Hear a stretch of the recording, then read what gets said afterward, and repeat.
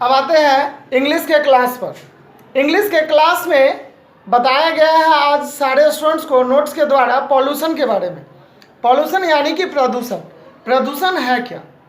प्रदूषण मुख्य रूप से 3 प्रकार की होती है।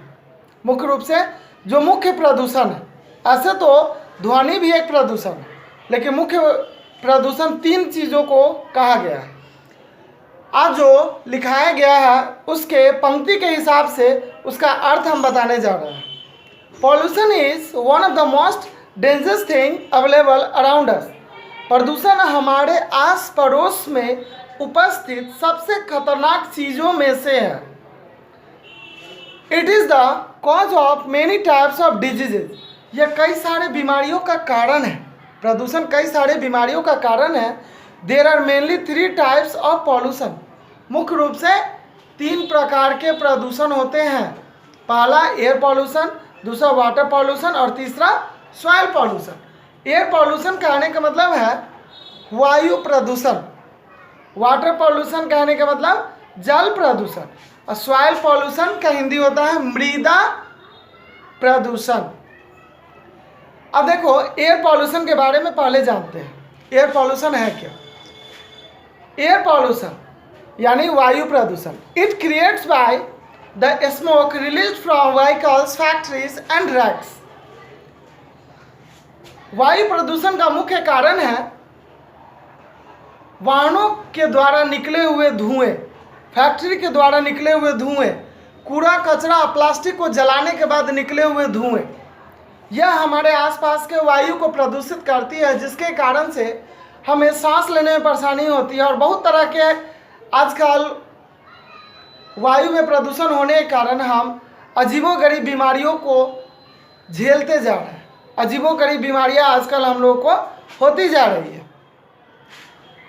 और this pollution is the cause of gasping, asthma etc। यह प्रदूषण दमा, अस्थमा का मुख्य कारण है, वायु प्रदूषण। दूसरा है वाटर पॉल्यूशन। वाटर पॉल्यूशन कहने का मतलब होता है जल प्रदूषण। Water pollutes by the vestiges of industry, sewage of urban area and from racks throne into the water body. जल प्रदूषित होता है शहरी क्षेत्रों में बने हुए फैक्ट्री के अवशिष्ट पदार्थों को नदी में, तालाब में डालने से या फिर शहरी क्षेत्रों में जो नाला है उस नाला को नदी से जोड़ा जाता है, तालाब से जोड़ा जाता है। इस कारण से शहरी क्षेत्र के नाला तालाब का पानी गंदा होता है। जो पानी काफ़ी ज़्यादा प्रदूषित होने के कारण आसपास के वातावरण पे भी उसका प्रभाव दिखता है। आसपास के पेड़ पौधे सूखने लगते हैं गंदा पानी रहने के कारण। उस तालाब के, नदी के किनारे जो पौधे रहते हैं उन पौधों का विकास सही तरीके से नहीं हो पाता है।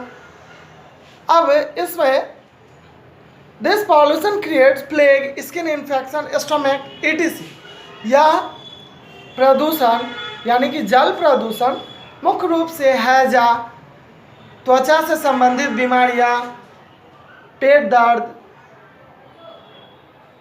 ट्यूबरक्यूलोसिस यानी टीबी। टीबी मुख्य रूप से गंदे पानी पीने से, खांसी होना, सर्दी होना, इसके कारण से होती है। लेकिन गंदा पानी सबसे ज़्यादा असर करता है टाइफाइड पर। जो टाइफाइड होने का सबसे बड़ा कारण है गंदा पानी पीना। गंदा पानी पीने से ही टाइफाइड होती है।